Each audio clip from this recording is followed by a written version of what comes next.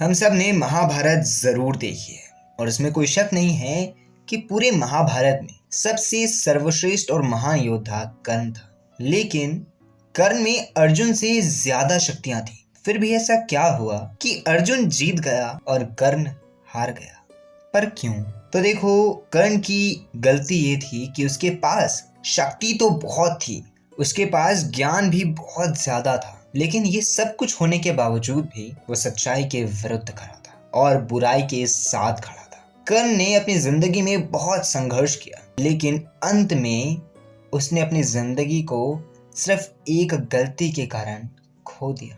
अगर सीखना है तो कृष्ण जी से सीखो। तन की शक्ति भी थी और ज्ञान सबसे सर्वश्रेष्ठ, लेकिन वो ये सब चीज का इस्तेमाल करते थे अपने धर्म की रक्षा करने के लिए। और एक तुम्हें देखो, पूरी सी जरा सी शक्ति आई नहीं कि उसे गलत कामों में लगा दिया, है ना?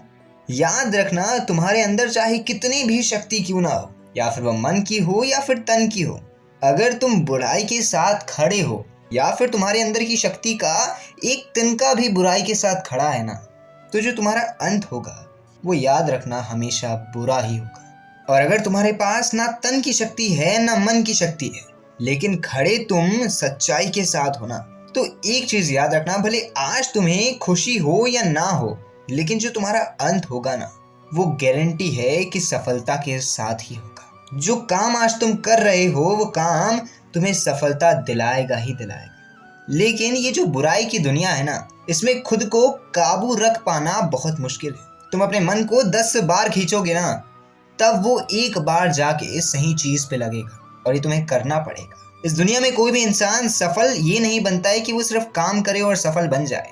वो सफल तब बनता है जब उसे सही और गलत का फर्क पता चल जाए। अगर कोई इंसान एक मार्ग पे चल रहा है और वो मार्ग बुराई का है, वो अपनी सच्चाई को लगा भी दे उसमें, तो भी उसका जो अंत होगा वो बुरा ही होगा।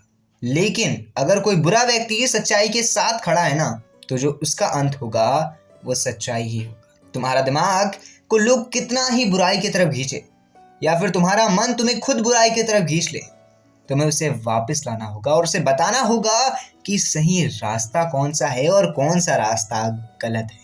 जिस दिन तुमने ये किया, उस दिन तुम्हारा अंत भी निर्मल होगा। और ये एक चीज जरूर याद रखना, तुम्हारे तन में शक्ति हो या ना हो, तुम्हारे मन में भक्ति हो या ना हो, अगर कर्म में तुम्हारे सच्चाई होगी तो भूलना मत, तुम्हारे पास वो शक्ति होगी जो किसी के पास नहीं होगी। बाकी मैं शुभम TWS से आपके विजन को क्लियर करता हूँ।